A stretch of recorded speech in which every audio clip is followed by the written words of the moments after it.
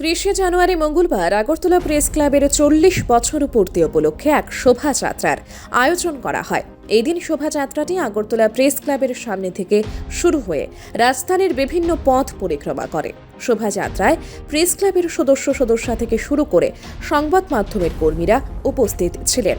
এক সাক্ষাৎকারে প্রেস ক্লাবের সেক্রেটারি জয়ন্ত ভট্টাচার্য বলেন, আজ প্রেস ক্লাবের ৪০ বছর পূর্তি। এ উপলক্ষে বর্ষব্যাপী নানা অনুষ্ঠানের আয়োজন করা হয়েছে।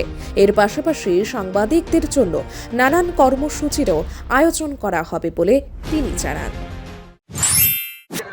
আমাদের প্রেস ক্লাবের এই প্রেস ক্লাবের দ্বারোদ্ঘাটন হয়েছিল, তো আমরা ৪০ বছর পূর্তি করছি এবং সেই পূর্তির শুরুয়াত হয়েছে আজকে একটা মিছিলের মাধ্যমে, যেটা আমার অগ্রজ সুবলদা এখনই বললেন যে আমরা সবাই ইউনাইটেড। আমরা আজকে একটা সম্প্রীতির মিছিল আমরা করেছি এবং এখানে রাজনীতির কোনো জায়গা নেই। এই প্রেস ক্লাবের এই যে পরিবার, এই পরিবারের আমরা সবাই সদস্য, আমরা একসঙ্গে থাকবো, আমরা একসঙ্গে ছিলাম, এবং একসঙ্গে আছি। Bureau report, Subarta.